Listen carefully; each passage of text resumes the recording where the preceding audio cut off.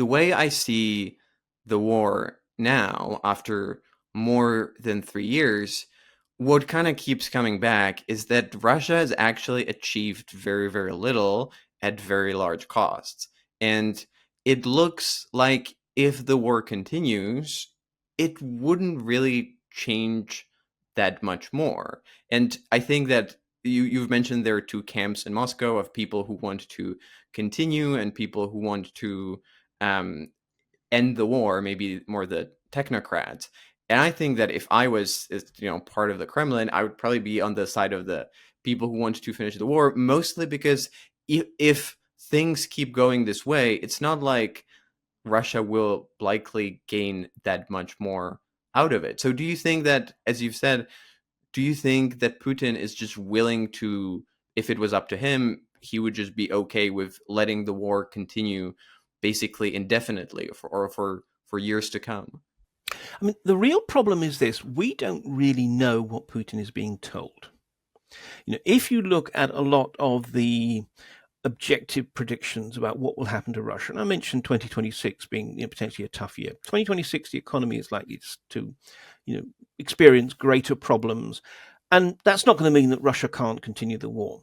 It means that tougher guns versus butter decisions need to be made, because at the moment, most Russians actually are living okay.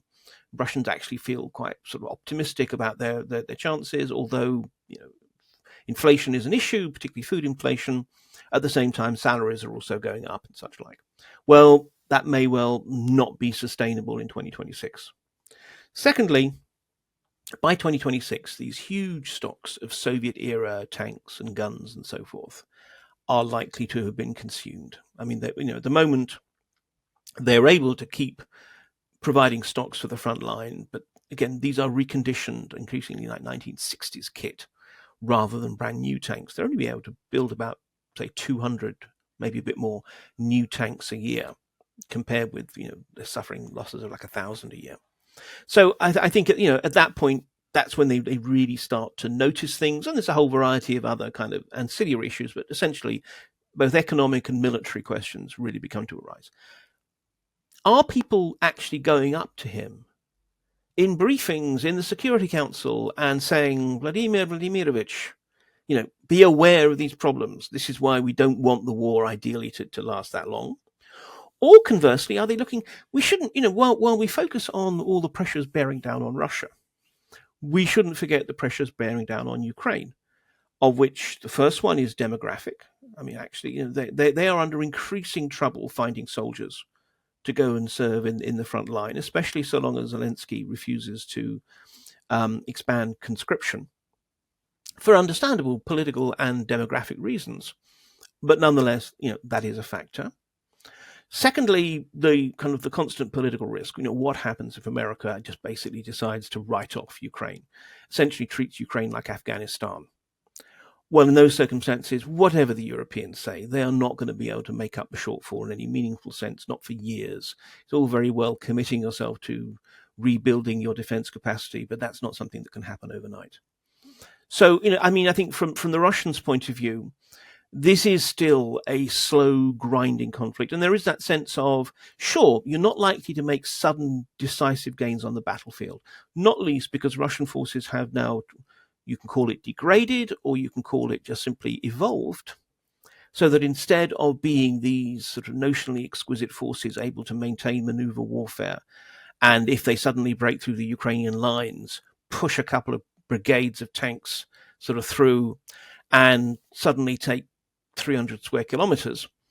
Now it's basically 12 guys assaulting a tree line on foot. I mean, that is what this current state of war requires, but it also means these are not forces that can hurriedly exploit any kind of breakthrough. So, it's going to be a slow, grinding sort of advance.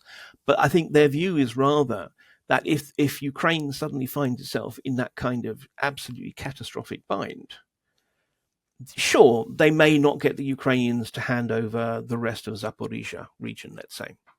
But on the other hand, they might force Ukraine to actually accept a humiliating peace deal that limits their armed forces to a small unit that basically Russia can always, in the future, intimidate or beat, that Ukraine commits itself to turning away from NATO and maybe the European Union, etc., etc. So there is still this dream, fantasy, call it what you will, of a decisive, victorious solution being imposed upon Kyiv, rather than the inevitable compromise that would come from any peace deal. If you're enjoying this podcast, chances are that you like to know what's going on in the world of geopolitics.